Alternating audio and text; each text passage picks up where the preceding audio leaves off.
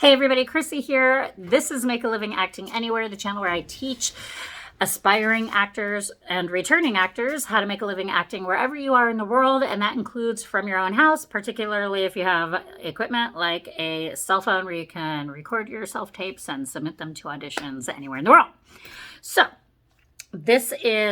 I believe this is the third or fourth video in a series of videos that I'm creating to help you practice or rehearse the techniques that are involved in acting.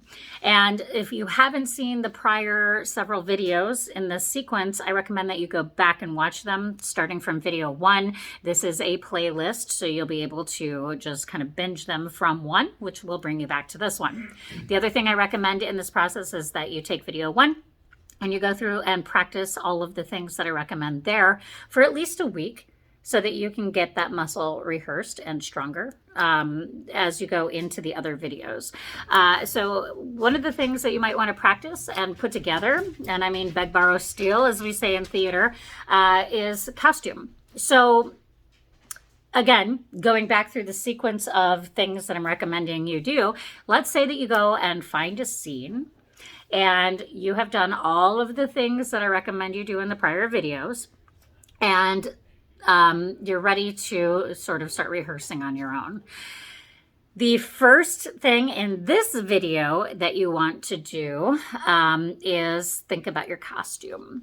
Okay, so this is all part of the world of theater and acting and auditions and commercials and film and whatever. And for writers, you are likely writing into your scripts the type of things that these people wear, right? So a lot of that will sort of be in the world of the script that you're reading. So let's say you have that scene and you come to the conclusion that the person you're playing is wearing a blue dress, and I don't care what gender you identify as, maybe they're wearing a blue dress. Really think about that, okay? So take some time with that. Why the blue dress? What are they trying to convey by wearing this blue dress? Who are they talking to? Why did they make this choice with this blue dress? Okay, so it's going to help you inform the world of your acting, of the scene that you're playing as an actor. Why would I talk about costume while you're trying to prepare for an acting career without having a gig or being able to audition yet? Because you're practicing, you're rehearsing being the thing that you are. This is another thing I want to talk about real quick, and this is mindset. Mindset and manifestation. So if you spend an hour or two or as many hours as you possibly can being what you want to be, you create that world. I know that, there's this expression, I'm sure you've heard it, but it's seek and ye shall find.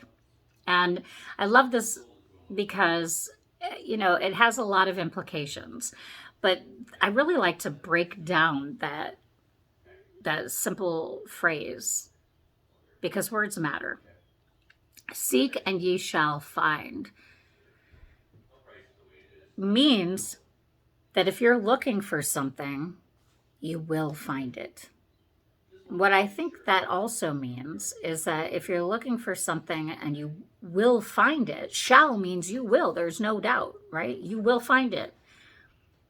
That at the very least, you create it as you look for it. Know what I mean? It has to happen. Anyway, that's some crazy spiritual stuff. I can get into it another time. It's definitely not happening in this video. Okay, so I've talked about practicing all these things, prior videos, go see them, and putting together your costuming. Well, even in theater, but most especially in on-camera work, you are, and I touched on this lately in one of the first 2 videos in the series, but you're working on your sight line. Theater is just as important as working on your sight line as film and television, because the audience, if it's there, has to see you unless it's intentional by you and the director that they don't. They definitely have to hear you, right? So that's, another thing, blah, blah, blah. Eye line.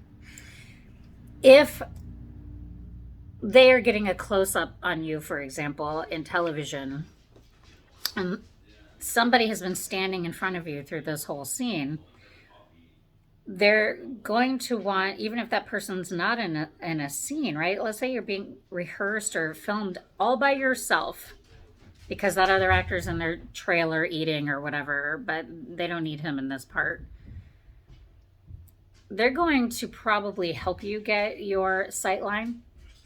But, you know, if he's standing up there talking and you're looking at him from this way, then your sight line's very specifically up at somebody over there. Or if you're talking to somebody over here and maybe somebody's actually sitting just over there and you're talking to them, you just want to specifically pick something so that you have a very clear person that you're talking to. And of course, the other actor who you're talking to is probably the best person to imagine in your mind. But if you're rehearsing and you're auditioning and there aren't any people for you to practice with or rehearse with, then you want to do this by selecting a point in your room or putting post-it notes or pictures or whatever you need to bring your vision back to that place so that you can move and still be talking to that person. You know what I mean? So obviously I'm going to look at that person from this angle because I have a very specific point on that wall that I'm talking to. And this brings me to how you're moving. Okay, so I talk with my hands. I do a lot of dramatic moves and I'm like this all the time. I wouldn't dare to put that onto a character that I'm playing. That character has their own body movements, right? So, you know, if somebody's very stiff and still and they're speaking to somebody and they never look up or move their head and they want to burn daggers into that person they're speaking to, and they may not move as much as I was moving while I was talking to this person earlier. And you can feel, I mean, you can see how that sort of changed my voice and how it changed the feeling.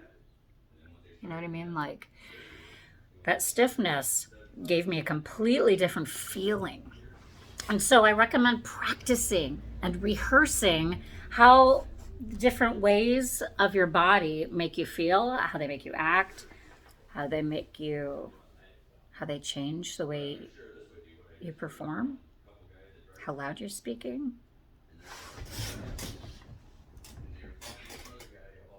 how you say things, what your facial expression does. Practice movement because it'll change the way that you're doing something. So if you're feeling stuck in a rut, if you're feeling stuck in a rehearsal and an audition, get up and move. Change the way you feel about it. Sit on the edge of a couch. Hang over the edge of the couch. Do different things. Do a somersault. You know what I mean? Get your blood flowing so that you can free up the person that you're playing, free up your acting. And yes, you can do all of these things by yourself, learning how to become an actor wherever you are, no matter where you are in the stage of your acting career. If you have any specific questions, please pop a comment below. I promise you I will answer them. I haven't received any questions lately, but I look forward to getting some because I would love to help you. I don't like charge money for teaching you these things. I just have to pretty much come up with ideas unless you ask me questions in the comments below. Okay. Anyway, if you haven't subscribed to my channel yet, please do so. Also hit the like button if you like the video and hit the dislike video if you didn't like it, and then maybe comment and tell me why. Share this video with anybody who you might know who might find value in it. And don't forget to come back for the last series in this video series. And if it's already there, just feel free to keep on watching. It should